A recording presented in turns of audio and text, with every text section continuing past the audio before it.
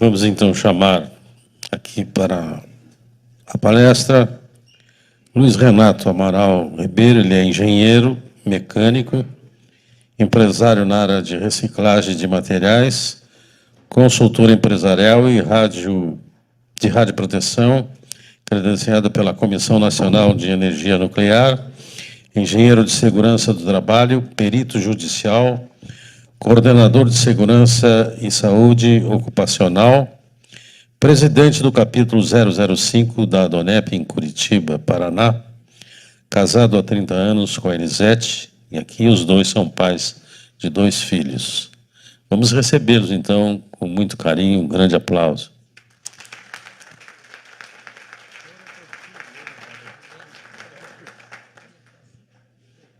Muito bem, boa noite. É um privilégio muito grande para mim, para minha família, para minha esposa, estarmos aqui nesta terra, terra que a gente ama desde gurizinho, porque eu vou falar o nome de uma cidade que eu acredito que muita gente já ouviu falar e deve conhecer ela. Eu nasci na cidade de São Luís Gonzaga, no interior do Rio Grande do Sul, na região missioneira desse estado. Como diz o poeta missioneiro, eu sou lá de São Luís Gonzaga e não tenho medo de nada, né? Como diz o poeta Jaime Caetano Brown. Mas eu não vim falar do Jaime Caetano Brown. Eu vim falar aqui de uma coisa muito mais nobre, muito interessante. Tem um livro muito interessante, e esse livro se chama A Palavra de Deus. E neste livro tem um versículo muito interessante, que diz assim: o homem, quando ele encontra uma esposa, ele recebe um presente. Em algumas versões diz assim, um favor, mas na que eu tenho, eu acho mais bonito assim, que ele recebe um presente do Senhor. E eu gostaria que o meu presente ficasse em pé. Gostaria de apresentar a Elisete.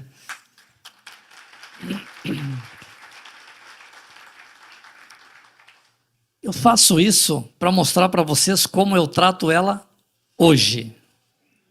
Não era assim. Eu vou contar para vocês uma história que aconteceu ao longo desta minha caminhada, quando eu nasci lá em São Luís Gonzaga. Começa lá, naquela cidade. Eu sou de uma família muito tradicional naquela cidade. Quem conhece São Luís, ou já esteve lá, ou já ouviu falar, provavelmente já ouviu falar no sobrenome da minha família naquela cidade. É uma família que faz parte da história daquele município, são fundadores, propriamente ditos, fazem parte da fundação daquele município. E aquela família, existia 2 laços naquela família. Uma detinha o poder econômico e político na cidade, e a outra tinha o nome. E eu não sei por que cargas d'água, eu nasci no lado daquela família que só tinha o nome. Mas eu fui ensinado desde criança pela minha mãe a valorizar muito o meu sobrenome. Então eu imaginava que por ter aquele sobrenome, por fazer parte daquela família, eu era diferente. E você ensina uma criança, você pega uma criança desde pequena e você ensina ela a ser orgulhoso, arrogante, achar que ele é melhor que os outros. Então eu me achava o cara. Eu achava que realmente eu podia fazer qualquer coisa. E eu não tinha amigos. Eu me criei praticamente nas minhas brincadeiras sozinhos. Eu criava coisas imaginárias, eu tinha amigos imaginários que eu conversava com eles. Não tinha relacionamento praticamente com as pessoas, porque eu me achava muito bom. E fui crescendo com aquilo. Mas tem uma coisa muito importante, muito interessante, nós que temos filhos. Nós temos que tomar cuidado com o que nós falamos aos nossos filhos. O meu pai fazia uma brincadeira comigo quando eu tinha por volta de... Eu lembro que ele começou a fazer isso quando eu tinha por volta de 5 anos. Você pega uma criança de 5 anos e começa a fazer uma brincadeira com ele e aquilo marca de uma forma muito forte a sua personalidade. O meu pai dizia que ele tinha me achado, que eu era um filho adotivo, que ele estava caminhando no meio do campo e me encontrou e me trouxe para casa. E ele fez isso comigo durante muitos anos. Inclusive, no dia do meu casamento, ele contou para minha cunhada que a Elisete estava casando com um filho adotivo dele. Eu fiquei questionando, achei aquilo muito estranho, aquilo me acompanhou durante muito tempo, e eu sempre imaginava que um dia eu ia encontrar minha família. Então eu imaginava assim, eu vou encontrar minha família, vai ser uma família diferente, vai ser uma família muito bem sucedida. Eu imaginava, eu tinha uma família no meu imaginário, que eu sonhava encontrar. Quando tinha problemas na minha casa, eu sonhava que um dia eu vou encontrar essa família. Eu encontrei, eu vou contar logo aí na frente como foi que eu me encontrei. E eu fui crescendo com aquela forma. E o tempo vai passando, nós trocamos de cidade num determinado momento, quando eu estava por volta de 11, 12 anos, nós fomos morar numa cidade grande para mim naquela época. Meus pais foram morar na cidade de Santo Ângelo, na capital das missões, lá no Rio Grande do Sul, no interior do Rio Grande do Sul. E naquela cidade eu descobri que eu tinha alguma coisa no meu peito. Eu tinha uma sensação muito estranha no meu peito. Parecia que eu tinha uma dor no meu peito. Só que eu não contava para ninguém. Não contava para minha mãe, não contava para as pessoas, porque eu tinha medo de ficar doente e a minha mãe me levar para o hospital. Então eu não comentava. Quando a minha irmã mais velha fez 15 anos, foi feita uma festa lá na minha casa. Eu devia ter por volta de 11, 12 anos, e naquela noite eu tomei, pela primeira vez na minha vida, um copo de cerveja. E aquilo me deu uma certa tranquilidade. Eu me senti muito diferente. Achei aquilo muito bom. Inclusive, aquela dor que eu tinha no meu peito, aquela coisa ruim no meu peito, desapareceu. E aí eu pensei comigo, conversei comigo e pensei, digo, daqui para frente, quando eu estiver com essa sensação, eu vou tomar um copo de cerveja. E esse pseudo-remédio me acompanhou mais ou menos por uns 25 anos da minha vida. Eu não era bêbado. Bêbado era o meu pai. Eu vi o meu pai chegar bêbado em casa muitas vezes. E quando eu olhava para aquele quadro, que eu via o meu pai chegar em casa bêbado, eu conversava comigo e dizia, eu não vou fazer assim. Eu não vou, quando eu crescer, que eu tiver os meus filhos, que eu tiver a minha casa, eu não vou chegar em casa embriagado. Porque eu acho isso muito feio. E prometi para mim mesmo. E eu cumpri isso religiosamente. Eu nunca cheguei em casa embriagado. Eu fiz um pouquinho pior do que o meu pai fazia. Eu ficava bêbado dentro da minha casa. Eu não bebia em bares, eu bebia em casa. Eu ficava bêbado na frente dos meus filhos, que era muito pior. Mas eu achava feio o que o meu pai fazia. Então, eu não queria ser igual a ele. E eu comecei a fazer depois que eu cresci um pouquinho pior. O tempo foi passando e aí a minha mãe, que ela era professora do ensino rural, lecionava lá no interior do estado. Eu sempre falo no interior do Rio Grande do Sul quando eu estou fora daqui. Lecionava no interior do estado e ela dizia para nós, para a vida de vocês ser diferente, vocês têm que estudar. E ela colocou um prazer na minha vida muito interessante, que era a leitura. Eu sempre gostei muito de ler, ela me incentivou muito a ler livros, revistas, jornais. Eu sou uma daquelas pessoas que pegam uma revista para ler hoje, eu leio até os comerciais, até as propagandas. Eu gosto muito de ler.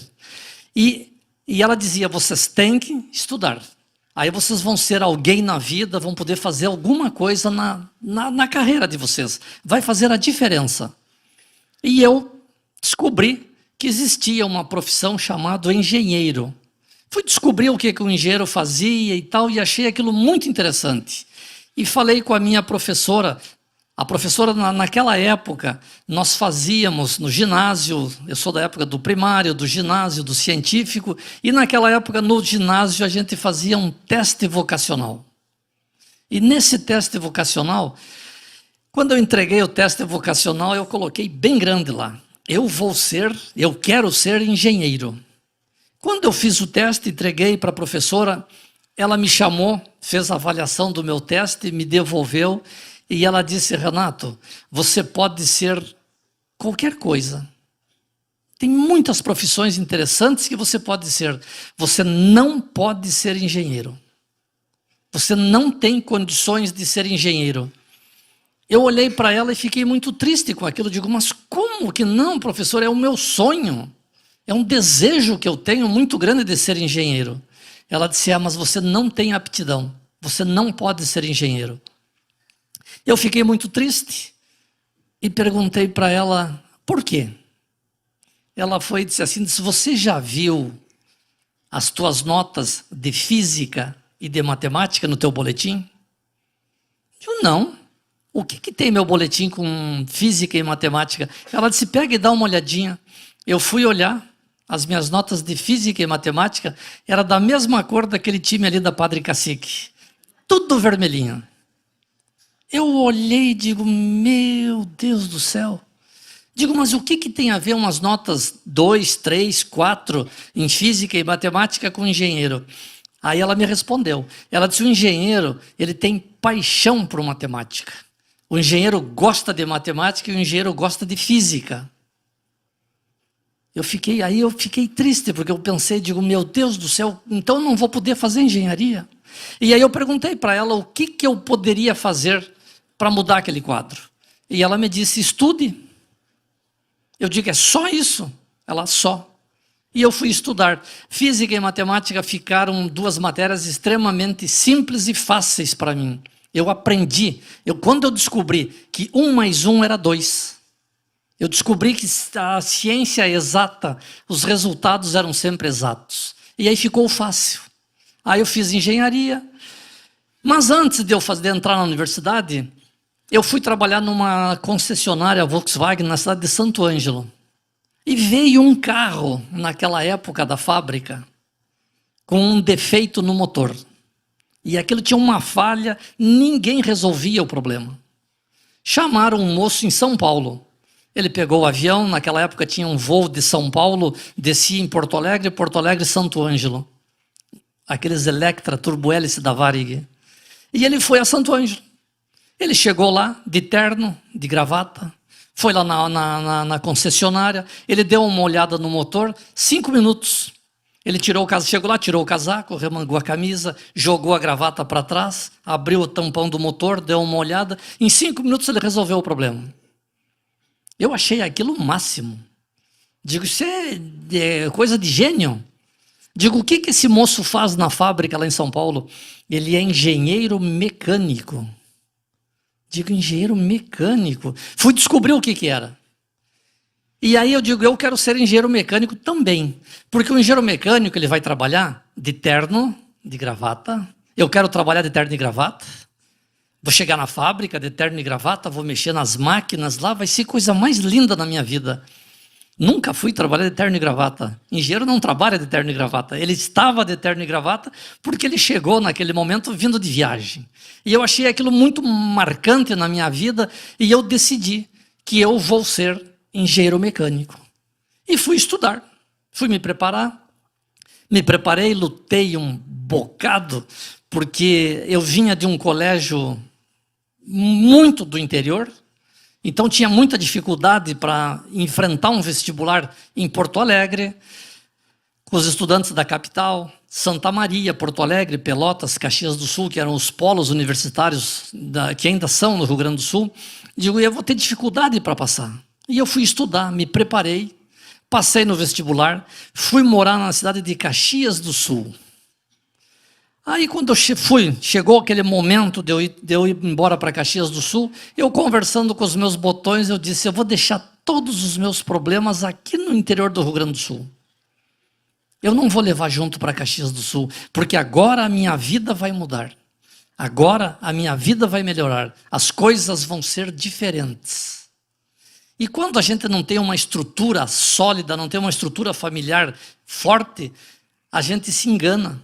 A gente acha que vai mudar, só acha, e fica naquele achômetro e não muda nada. Quando eu cheguei em Caxias do Sul, eu conheci pessoas maravilhosas na universidade. Encontrei colegas, companheiros, amigos de faculdade, que eu tenho relacionamento com alguns até hoje. Somos amigos. E eles tinham exatamente os mesmos problemas, as mesmas dificuldades que eu tinha.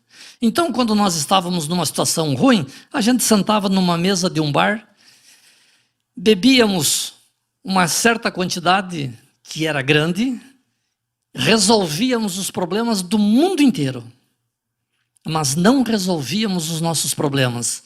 Mas aí eu tomei uma decisão. Quando eu me formar, a minha vida vai mudar. Eu vou me formar, eu entro numa empresa, vou trabalhar, vou ganhar muito dinheiro, a minha vida vai mudar e eu vou transformar todos esses problemas que eu tenho nessa minha caminhada aqui, eu vou deixar para trás. E fiquei focando com o meu objetivo, que era a minha formatura. Eu me formei num momento muito especial na economia brasileira. Naquele momento, as empresas, elas estavam indo dentro das universidades pegar os engenheiros. Elas levavam propostas, a gente chegava no quadro mural da universidade e tinha lá 3 ou 4 propostas de empresas de ponta em Caxias do Sul, convidando os estudantes para fazer estágio e para ir trabalhar na empresa. Eu pude escolher a empresa que eu fui trabalhar. Fui trabalhar numa grande indústria metal mecânico em Caxias do Sul. Foi uma experiência espetacular. Fui contratado antes da minha formatura. Chegando nesta empresa, eu encontrei uma moça que trabalhava na área de recursos humanos. Começamos a nos relacionar, começamos a namorar, fomos praticamente morar juntos. Ela tinha um apartamento, eu também tinha um apartamento. Quando nós estávamos muito bem, que estava tudo certo, estava tudo em ordem na nossa vida, no nosso relacionamento, nós estávamos ou na minha casa ou na casa dela. Brigávamos, cada um ia para o seu canto, e a situação estava assim, correndo tudo bem, porque todos os meus colegas que eu conhecia, que eu sabia, faziam a mesma coisa, tinham os mesmos tipos de relacionamentos, e eu achei que estava tudo certo. Vamos ficar assim e vamos levar a vida desta forma. Mas chegou um momento que eu não gostei mais daquela forma que nós estávamos vivendo, daquele relacionamento que nós estávamos vivendo, e eu pedi ela em casamento. Eu digo, vamos casar? E ela não quis casar comigo. Normalmente quem quer casar é a mulher. Eu quis casar e ela não quis casar. Eu digo, então tá bom, vamos ficar assim nesse nosso relacionamento mais um tempo e depois a gente termina.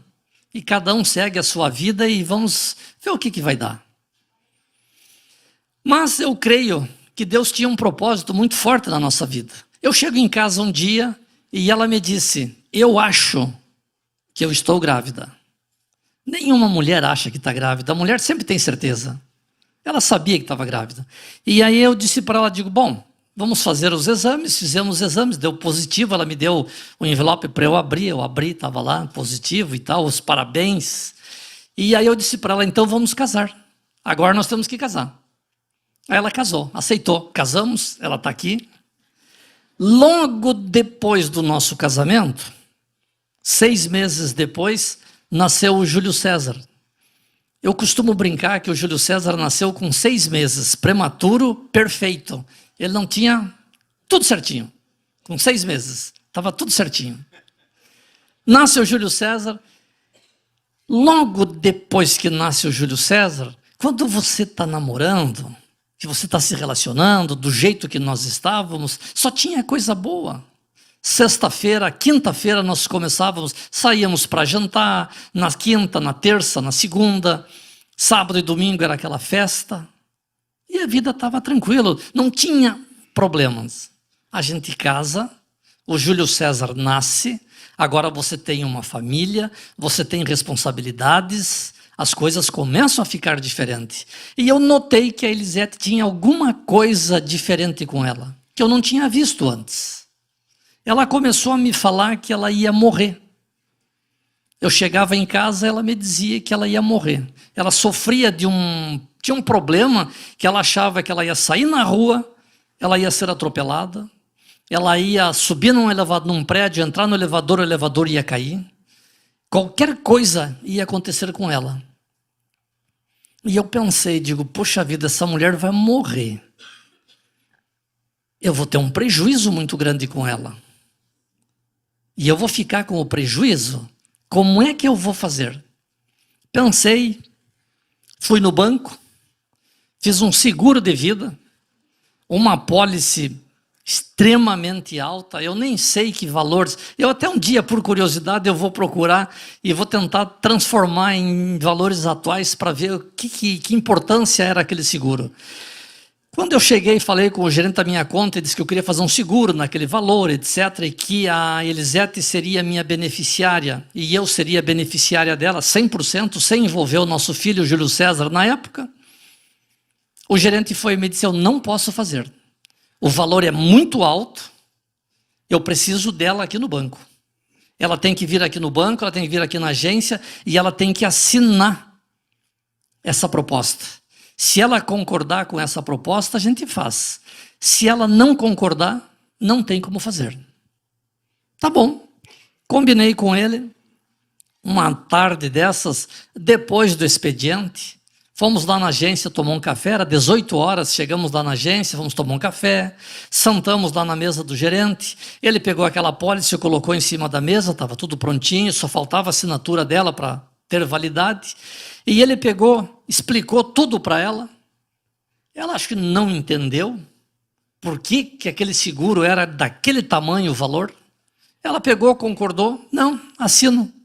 Ela assinou, eu assinei, o seguro passou a vigorar no dia seguinte, e eu pensei, digo, agora ela vai morrer. Ela morre, um caminhão atropela, o ônibus atropela, como ela me dizia. Digo, um carro vai subir em cima da calçada, vai pegar ela, o elevador vai cair. Digo, ela morre, eu recebo o dinheiro do seguro, organizo a minha vida, muda toda a minha história, vou criar meu filho, caso de novo, e vou tocar minha vida. Ela não morreu, ela está aí. Mas eu não tentei matá-la, Deus sabe, e o seguro foi por água abaixo, né? Eu não tentei nunca matá-la, Deus sabe que não. Mas eu torcia para que ela morresse, eu torcia. Isso não tenha nem dúvida. Porque eu ia ficar com um bom dinheiro na época. A nossa situação estava daquele jeito que... Depois eu fui descobrir o que ela tinha. Ela sofria de uma doença chamada síndrome do pânico. Se alguém conhece alguém que tem essa enfermidade, é terrível. A pessoa tem certeza que ela vai se virar aqui, vai se bater nesta mesa e vai morrer. Vai descer aqui, vai cair, vai bater a cabeça e vai morrer. Então ela estava esperando a qualquer momento acontecer isto. Nesse período, a Elisete fica grávida novamente, nasce 1 ano e 5 meses depois do Júlio César, nasce a Ana Carolina. A Ana Carolina foi um presente que nós ganhamos naquele momento para mudar a nossa história. E começa uma nova caminhada. Aí vem aquela coisa do eu posso, eu sei. Eu fui ensinado desde pequeno que eu podia todas as coisas, que eu sabia, que eu podia fazer. E eu disse um dia, cheguei em casa e disse para a Elisete, digo, eu vou pedir demissão da empresa que eu trabalho. Eu já tinha um cargo importante, tinha um salário muito interessante, nos dava uma condição de vida muito agradável. Inclusive eu tinha na minha casa, na sala de visitas, eu tinha uma prateleira grande assim, onde eu colocava todos os troféus que eu tinha, os mais importantes eu colocava ali, e quando as visitas chegavam, meus amigos iam lá para casa, eu chegava, abria o armário e mostrava, esse litro de uísque aqui é escocês, esse aqui é não sei da onde, esse aqui tem 25 anos, esse tem 15 anos, qual litro nós vamos tomar? Aí pegava um litrinho, porque... ninguém era de ferro, abria o litrinho, tomava, batendo papo, tomava 1 litro de uísque assim, tranquilamente. Depois fazia um churrasco, tomava cerveja, e a vida estava desta forma. Aí eu disse para Elisete, eu vou mudar a nossa história. Eu vou pedir demissão desta empresa, vamos abrir um negócio na cidade, aqui em Caxias do Sul, vamos ganhar dinheiro para nós agora e eu vou ficar rico rapidamente e a nossa história vai mudar. Eu pedi demissão, saí da empresa, abrimos um negócio e aí vem um momento na economia brasileira que eu vou falar o nome do plano e vocês vão entender o que aconteceu. Chamado Plano Collor. Nós abrimos exatamente ali. A empresa subiu e desceu. E nós fomos literalmente à falência. Aí eu fui convidado para retornar para a empresa que eu trabalhava. Eu não aceitei. Pelo orgulho, pela arrogância, aquela empáfia de se achar melhor que as outras pessoas. E aí eu disse para Elisete, nós vamos embora de Caxias do Sul. Digo, não vamos para Porto Alegre é muito próximo. Vamos embora para Belo Horizonte. Lá em Belo Horizonte se instalou uma fábrica de automóveis muito importante lá na região metropolitana, em Betim, e eu vou para lá, levo o meu currículo, chego lá, apresento o meu currículo, eles vão me contratar na hora. Olha a arrogância, eu pensava desta forma. Aí começamos a analisar como é que nós íamos para Belo Horizonte. Não tinha dinheiro. Eu digo, Elisete, não dá. Belo Horizonte não dá. Então vamos pegar a terceira opção. Terceira opção, Curitiba. Curitiba vai dar. Eu peguei uma carona num caminhão em Caxias do Sul e fui embora para Curitiba sozinho. E pensei, eu chego em Curitiba, vou visitar 2 ou 3 empresas e a terceira empresa que eu chegar, a grande empresa, vou escolher a empresa que eu vou trabalhar, os caras vão me contratar. Eu fiquei 4 meses em Curitiba. E aí arrumei um emprego. Mas nesse período, nesses 4 meses, a Elisete em Caxias do Sul, ela vende tudo que nós tínhamos, todos os nossos móveis e tudo mais, e pega as crianças e vai embora. Chega em Curitiba, era eu, ela, 2 crianças pequenas, a Ana Carolina tinha 1 ano e 2 meses, o Júlio César 2 anos, quase 3 anos, e nós ali naquela situação, aluguei uma casa lá em Curitiba, num bairro tranquilo até, e esta casa, eu costumo brincar que nós morávamos numa casa 3x4. Nós saímos de uma casa em Caxias do Sul que tinha todo o conforto, 2 churrasqueiras, 3 dormitórios, era uma casa enorme de grande, tinha um quintal maravilhoso na frente, onde o Júlio César brincava, pequenininho, e ele chegou lá, e ele andava dentro daquela casinha em Curitiba, e ele chorava. E ele dizia que ele queria ir para casa. Eu não quero ficar aqui, eu quero ir para casa. E nós não tínhamos mais casa para levar ele. Eu sabia por que nós estávamos ali. Ele não sabia. Ele ficou doente. Ele teve umas crises respiratórias bastante graves lá e ele ficou asmático. E asma é uma coisa terrível. Mas num curto espaço de tempo eu fui trabalhar numa grande multinacional lá na cidade industrial de Curitiba, uma multinacional japonesa. E quando eu entrei nesta empresa, eu vi a possibilidade de crescer muito nesta companhia. Um dia, eu cheguei em casa, a Elisete me disse assim, o Júlio César perguntou aonde que você está morando. Eu digo, como onde é que eu moro? Eu moro aqui? Ela disse, mas ele não te vê mais. Ele não me via mais em casa. Eu saía de casa às 7 horas da manhã, ele estava dormindo. Eu chegava em casa às 10 horas da noite, 10h30, ele estava dormindo. Eu fazia isso todos os dias. Todos os dias eu ia para a empresa, mas todos os dias mesmo, 7 dias por semana eu fui trabalhar. Eu ganhei dos japoneses na vontade, na dedicação, porque eu queria recuperar o tempo perdido. Eu galguei postos rapidamente dentro da companhia, fui promovido, cresci, mas eu estava esquecendo do melhor que eu tinha, que era a minha família. E o tempo foi passando, eu comecei a diminuir um pouco o ritmo, mas aí já estava com um salário melhor, fomos morar melhor, num apartamento melhor, no bairro da Água Verde, em Curitiba, a situação estava muito tranquila. Mas eu continuava, aí agora eu comecei a repor meu estoque dos meus uísques importados dentro de casa. E continuava daquela forma, chegou um momento que eu fui convidado pela empresa para fazer um curso lá no Japão.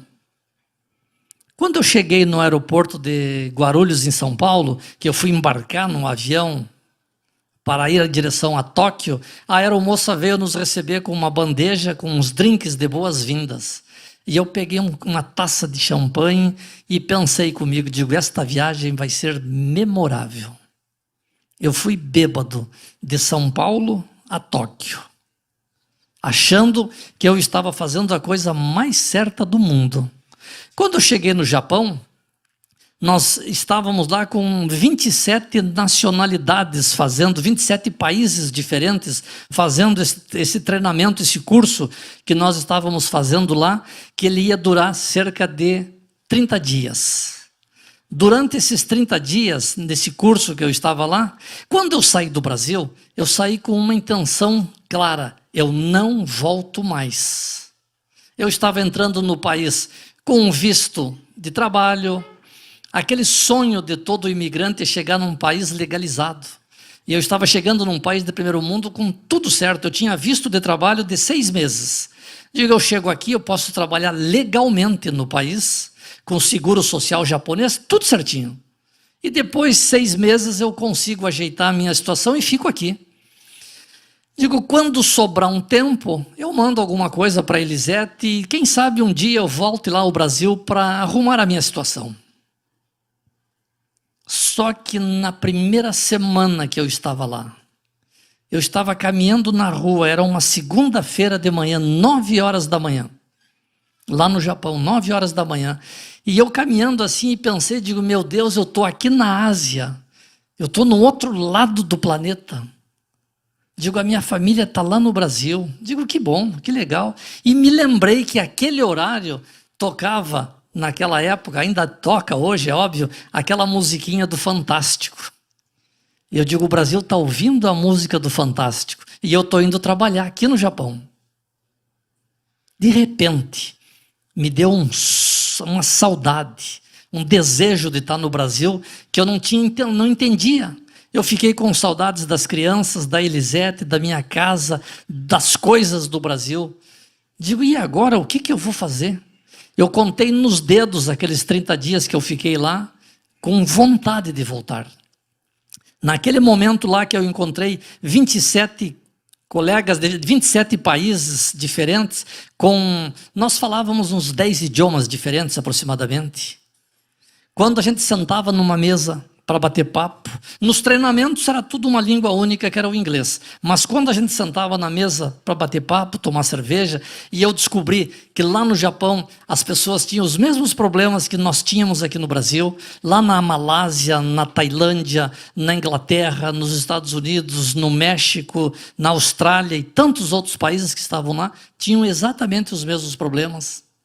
Quando nós sentávamos na mesa e começávamos a tomar cerveja, cada um falava o seu idioma. E nós nos entendíamos. Como eu não sei, mas se entendia. A gente conseguia conversar, contar história, ria um da cara do outro e bebíamos. Aí eu pensei, digo, agora eu vou deixar no Japão todos os meus problemas. E volto para o Brasil, minha família, vou restaurar minha casa, a Elisete vai melhorar, porque eu sempre dizia para ela, se tu melhorar, se tu mudar, eu vou mudar. Sempre dizia para ela. Digo, ela vai mudar e aí tudo vai melhorar. Eu volto para Curitiba, os nossos problemas estavam me aguardando em Curitiba, não mudou nada. Parece que a situação começou a ficar um pouquinho pior. Passado um tempinho, 1996, nós fomos convidados para um almoço na casa de um tio meu lá em Curitiba. Nós fomos para esse almoço, um churrasco, cerveja à vontade, tomando cerveja, comendo carne, dando risada e aquela coisa, aquele divertimento todo ali. Veio uma pessoa e me olhou e me disse assim, Renato, tem uma associação aqui na cidade, que ela tem a tua cara. Digo, poxa vida, que associação é essa? Ele disse, Associação de Homens de Negócio. Essa associação, ela faz eventos aqui na cidade e ela convida pessoas conhecidas na sociedade, empresários, artistas, jogadores de futebol, para vir aqui em Curitiba contar a sua história de vida, a sua história de sucesso, como foi que eles mudaram as suas histórias. Digo, poxa, e faz negócios. Eu digo, essa associação é muito interessante. Aí eu disse para Elisete, vamos conhecer? Porque o último evento que teve aqui em Curitiba, quem esteve aqui foi o goleiro da seleção brasileira, que foi campeão do mundo nos Estados Unidos em 94, que foi o Cláudio Tafarel, que era desse time aqui da Padre Cacique, né? Eu digo, esse cara é bom. Se ele participa dessa associação, ele é bom. Vamos participar, vamos conhecer. E fomos conhecer.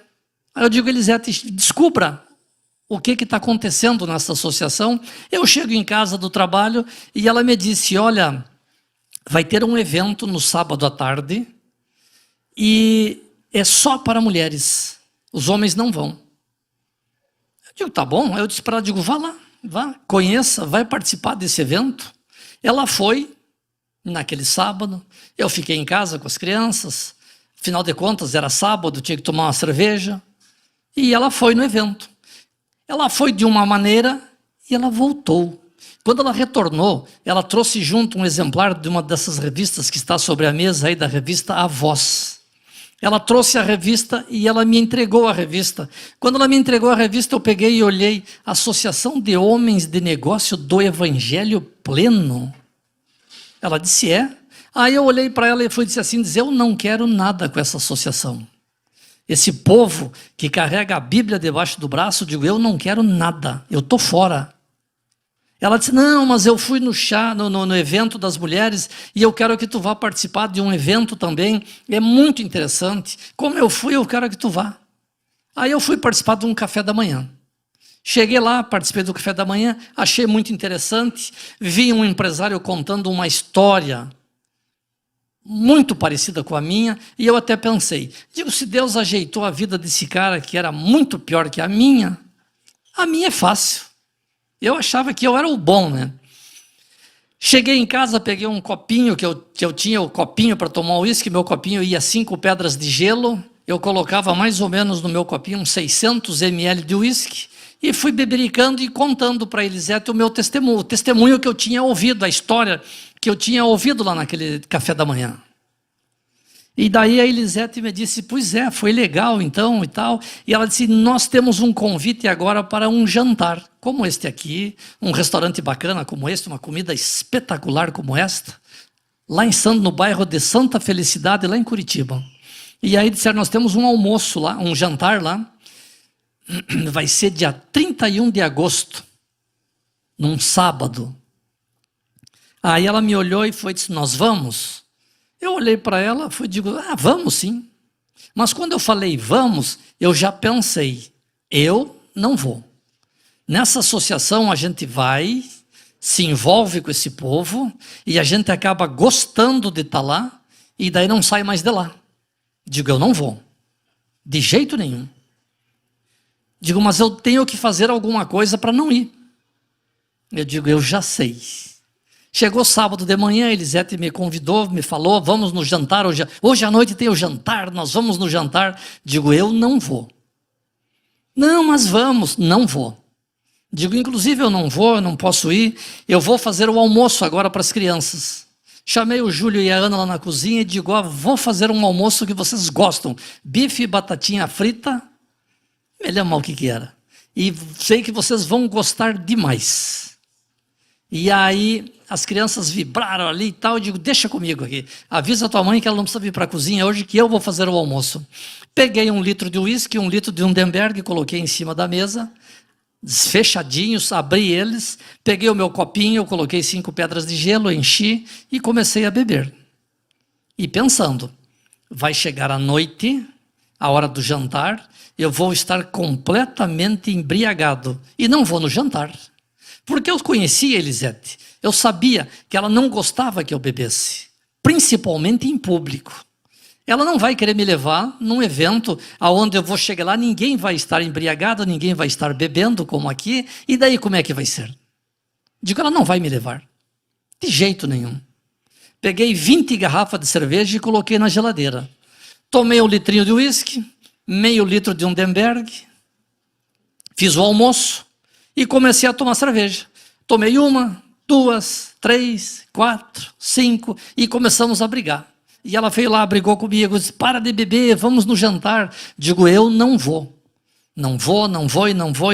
Mas aí ela ligou para as mulheres da associação e disse, olha, o Renato não quer ir no jantar. Ele não vai.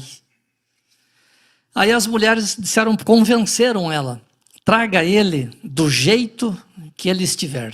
Brigamos, discutimos, foi um caos a nossa casa aquela tarde. E aí ela chegou um momento que ela foi e me disse assim, nós vamos no jantar. Eu digo, Elisete, vamos fazer uma coisa. Nós vamos no jantar. Vai ser a última vez que eu piso nessa associação. E eu nunca mais vou. Digo, eu vou tomar um banho, eu vou fazer a barba, eu vou dirigindo e eu não vou de gravata no jantar. Tudo ela concordou. E nós fomos, eu naquele estado. Quando nós chegamos lá no evento, que nós entramos no salão, nós fomos recebidos por um grupo de pessoas que estava na recepção, como aqui hoje. E aí disseram assim, chame a coordenadora do apoio feminino, que ela quer conhecer ele. Eu olhei para aquela mulher se aproximando, na distância daqui, aquela parede assim, se aproximando na minha direção. Na minha frente, aquela mulher se transformou. Ela ficou como se ela tivesse colocado uma capa de prata sobre os seus ombros, e em cima na cabeça dela, uns 2 metros mais ou menos, vinha uma luz dourada com ela. E eu comecei a olhar para aquele quadro, e eu comecei a olhar para as pessoas que estavam do meu lado, e comecei a pensar, eu estou bêbado, eu estou vendo aquela mulher se transformar ali, e ninguém está vendo, ninguém está dando mínima atenção para ela, e ela veio na minha direção. Quando ela chegou onde nós estávamos, a Elisete me apresentou para ela, ela me deu um abraço e deu um passo atrás. Quando ela deu um passo atrás, naquele exato momento, eu fiquei sóbrio, como eu estou aqui nesta noite. O som mudou, as pessoas mudaram, o perfume do ar foi uma coisa impressionante como ficou diferente. E eu me lembro que eu olhei para a Elisete e disse para ela, eu quero entrar nesse salão. Tem alguma coisa aí dentro que é diferente. Eu quero saber o que é. Agora era eu que queria entrar. Eu entrei naquele salão, ouvi um testemunho, uma história como esta que eu estou contando aqui nesta noite. Eu não lembro muito bem o que ele falou, mas eu só me lembro que chegou um momento que ele disse assim, você quer mudar a tua história? Você quer mudar a tua vida? Abra o teu coração e deixe Jesus tomar conta da tua vida. E ele perguntou, quem quer fazer isto? Eu levantei a minha mão, digo, eu quero, e vim correndo aqui na frente. Ele fez uma oração comigo, e naquela noite eu fiz o maior negócio da minha vida. Fomos para casa, saímos de lá daquele salão, era mais de 2 horas da manhã. Chegamos em casa, parecia que tinha alguma coisa diferente dentro de casa, eu já olhava para a Elisete de um jeito diferente. Fomos dormir, acordei pela manhã, a primeira coisa que eu fiz foi colocar a mão na minha cabeça. Não estava de ressaca, não tinha dor de cabeça, não tinha nada, como se eu não tivesse bebido nada. Aí eu me lembrei, mas é bom ir nessa associação. A gente vai lá, a gente chega lá bêbado e volta tranquilo, vou continuar. Domingo a Elisete foi fazer o almoço, preparou o almoço e tal, e aí eu me levantei, saí da sala de jantar, fui até a cozinha e me lembrei, preciso tomar uma cerveja. Eu botei 20 garrafas na geladeira ontem, deve ter sobrado alguma. Abri a geladeira, tinha 4. Eu tinha tomado só 16 com 1 litro de uísque e meio litro de Underberg. Então eu estava realmente embriagado. Peguei a garrafa, coloquei em cima do balcão na cozinha, peguei o abridor. Quando eu fui abrir, eu olhei para a garrafa e disse, mas eu não quero isso aqui. Não quero mais. Não gosto mais disso aqui. Botei de volta na geladeira, cheguei lá na sala, a Elisete me perguntou, o que houve? Está doente? Eu digo, não aconteceu nada. Ela disse, mas tu foi lá buscar uma cerveja e não trouxe? O que aconteceu? Ela disse, eu não sei, mas não quero. Não vou beber. E aí a nossa vida começa verdadeiramente a mudar. Virou um mar de rosas? Não, não virou. Nós começamos a ter que fazer algo muito difícil para mim, porque eu descobri que o problema dentro da minha casa não era a minha mulher. O problema dentro da minha casa era eu. Nós sentamos um dia, passamos a nossa vida limpo, eu pude pedir perdão para ela por todas as coisas erradas que eu tinha feito dentro da minha casa. Eu pedi perdão. Eu nunca tinha feito uma coisa dessas. Ela também me pediu perdão pelas coisas que ela tinha feito e nós nos acertamos. Aí tem agora as crianças. O Júlio César estava doente. O Júlio César tinha um problema respiratório terrível. Nós tínhamos buscado ajuda em tudo quanto era lugar. Tínhamos importado medicamento da Inglaterra. Aí nos falaram que tinha uma clínica em Buenos Aires que tinha uma vacina. Trouxemos de Buenos Aires, nada adiantou. Um domingo à tarde, a Elisete me disse, vamos contar a nossa história para as crianças. Pegamos os dois, colocamos eles na sala, contamos a nossa história para as crianças, pedimos perdão para os nossos filhos, pedimos perdão para a Ana Carolina, pedimos perdão para o Júlio César.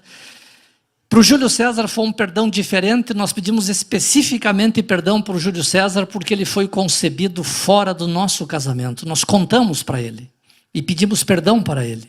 Naquele exato momento, o Júlio César foi curado. Nunca mais teve problema respiratório. O Júlio César, depois de uns dias, ele veio e me abraçou. Ele me chama até hoje de velhinho. Ele me abraçou e disse: velhinho, eu quero ser mais alto do que você. Ele tinha 1,5 metro, mais ou menos, naquela época. Ele disse: eu quero ser mais alto do que você. Eu digo: filho, eu não sei o que fazer. O pediatra lá em Caxias do Sul te falou para nós que tu vai ter no máximo 1,70 m. Tua curva de crescimento. Eu tenho 1,73 m. Aí eu digo: não sei se tu vai ser mais alto do que eu, mas eu sei quem pode fazer você crescer. Digo: vai lá no teu quarto e fala com o Papai do Céu e pede para ele para você crescer. Ele saiu correndo ali onde eu estava, na sala, e correu lá no quarto dele, fechou a porta. Eu não sei o que ele falou. Eu sei que uns dias depois, a Elisete me disse: nossa, as roupas do Júlio estão encolhendo. Daí eu disse: não estão encolhendo não, Elisete, olha para o Júlio, que ele está crescendo. O Júlio tem hoje 1,83 m. O Júlio é deste tamanho. Deus deu para ele. O Júlio César um dia chegou e me disse assim: eu quero ser que nem o meu pai. Eu não queria ser igual ao meu pai. Mas o meu filho, de repente, chegou e me disse assim: eu quero ser que nem o meu pai. Eu quero seguir os passos do meu pai. Eu quero fazer engenharia. Eu digo: vai ser engenheiro mecânico, meu filho? Ele disse: não, eu vou ser engenheiro eletricista. O Júlio César se formou em engenharia elétrica. Eu brinco com ele que ele é engenheiro elétrico. Ele disse que ele não é engenheiro elétrico, o engenheiro elétrico dá choque. Mas ele é engenheiro eletricista formado na Universidade Federal de Santa Catarina, uma das melhores universidades brasileiras para a formação de engenheiros. Ele foi lá para Florianópolis e lá em Florianópolis veio uma menina de Cáceres, lá no Mato Grosso. Veio estudar em Santa Catarina, em Florianópolis, em Santa Catarina. E foi se envolver com esse povo da Donep, lá em Santa Catarina. Se conheceram, namoraram, casaram, fazem 4 anos que eles são casados, moram em São Paulo, estão muito bem lá em São Paulo, progredindo bastante. O Júlio César, hoje lá em São Paulo, ele é presidente do grupo da Donep, da cidade de São Paulo, do capítulo 003. Nós temos o 3 em São Paulo, o 4 aqui e o 5 em Curitiba. Então está todo mundo envolvido com a Donep. A Ana Carolina começa a crescer e chega para mim e diz: eu quero fazer medicina veterinária. E eu disse para ela: filha, é um curso muito interessante, mas para fazer medicina veterinária tu tem que estudar bastante. Digo, é um curso que exige muito. De repente você vai ter que atender alguns animais gigantes aí, como tigre, cobra, elefante, esses animais complicados. Já imaginou se chegar no teu consultório tu vai ter que atender? E ela ficou pensando, pensativa, não me disse mais nada. Passou um tempo, uns 6 meses, ela veio para mim e disse assim: agora eu descobri, eu tenho certeza. Ela tinha pouco mais de 7 anos. Eu tenho certeza o que eu quero ser na minha vida. Eu quero ser médica, eu quero cuidar de gente. Aí eu pensei comigo, digo: será que eu não tirei um sonho da minha filha? Não tirei uma coisa e ela foi mudar por minha causa? E comecei a conversar com ela e percebi que não, que aquilo tinha brotado no coração dela, o sonho de ser médica. A Ana Carolina é médica formada pela Universidade Federal do Paraná, se formou lá em Curitiba. A Ana Carolina fez o vestibular aqui em Porto Alegre, fez em Florianópolis e fez em Curitiba. E eu comecei a pedir a Deus que ela não passasse em Porto Alegre, que ela não passasse em Florianópolis, que ela passasse em Curitiba. E ela passou em Curitiba. Quando saiu os resultados de Porto Alegre, ela quase entrou na primeira fase. E aí eu comecei a torcer, digo: Senhor, não deixa chamar ela na segunda fase. Se chamar ela na segunda fase, que saia o resultado de Curitiba e ela passe aqui. Ela passou lá. Aí ela já esqueceu dos resultados daqui de Florianópolis. Ficou lá com a gente. Hoje ela é uma cirurgia pediátrica, ela está num dos hospitais mais conceituados de criança do Brasil. Ela está no Hospital Pequeno Príncipe, é um hospital de referência no cuidado com as crianças do Brasil inteiro. Atende pacientes, os pacientezinhos dela do Brasil inteiro vão para lá e são atendidos no Hospital Pequeno Príncipe em Curitiba. Eu às vezes me preocupo com a Ana Carolina porque ela não tem tempo. O tempo dela é 24 horas dedicado à profissão. Ela tem paixão pela profissão. Ela ama. Deus colocou ela nesta profissão e tem cuidado muito dela. E a nossa vida tem sido muito diferente. Nas formaturas dos nossos filhos, nós podemos também dar presente para eles, presentes que eu não tinha, que eu não pude dar, que eu não pude receber do meu pai quando eu me formei. Eu pude dar um carro, o Senhor nos abençoou de tal forma que eu pude dar um carro para o meu filho, um carro novo para o meu filho no dia da formatura dele. E podemos dar um carro novo para a nossa filha no dia da formatura dela. Então foram algo assim maravilhoso. E o Senhor começa a consertar a nossa casa. A Elisete foi curada daquela coisa chamada síndrome de pânico. Eu não fiz mais seguro, não precisei fazer mais seguro. Aliás, nós temos um seguro de vida hoje, mas é um seguro de vida, aquele padrão que toda a pessoa que tem uma certa organização faz, porque é importante. Mas eu não quero receber, não tenho interesse em receber, tão cedo. Aí começa a nossa situação, nós conversarmos, ela foi curada. Eu comentei no início aqui que o meu pai fazia uma brincadeira comigo. E aí, de repente, eu precisava perdoar o meu pai. Eu não pude chegar lá para o meu pai e dizer: pai, eu quero te pedir perdão e eu quero te perdoar pela brincadeira que você fazia comigo, dizendo que eu era um filho adotado. Eu não pude fazer isso. Ele já tinha falecido. Mas eu pude um dia dobrar os meus joelhos e dizer: pai, eu te perdoo. Porque eu também não fui um filho exemplar. Mas eu pude perdoar o meu pai e aquilo hoje eu posso contar de uma forma, de uma maneira muito tranquila, até divertido, o que ele fazia comigo. Porque eu encontrei uma família diferente. Eu encontrei quando eu abri o meu coração e deixei Jesus tomar conta da minha casa, da minha vida, da minha família. Ele mudou a minha história completamente. E aí sim eu pude dizer: agora eu achei a minha família. Hoje o nosso relacionamento é muito tranquilo. Nós até brigar a gente já sabe.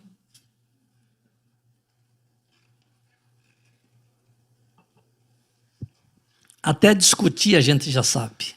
Antes a gente não sabia, porque eu sempre tinha razão. Hoje não. Quando a gente briga, discute, a gente consegue se acertar rapidamente. Porque eu aprendi a fazer uma coisa fantástica, que é pedir perdão. No início é difícil, depois fica muito fácil. Você pede perdão e as coisas mudam, e o relacionamento muda, e a tua casa fica diferente. Nós vivemos hoje num paraíso? Com certeza não. Mas os nossos problemas hoje são mais fáceis de serem resolvidos, porque nós deixamos o Senhor tomar conta de todas as coisas dentro da nossa casa. Eu vou fazer um convite agora para você. Eu vou pedir para que todos fiquem em pé, que eu quero fazer uma oração.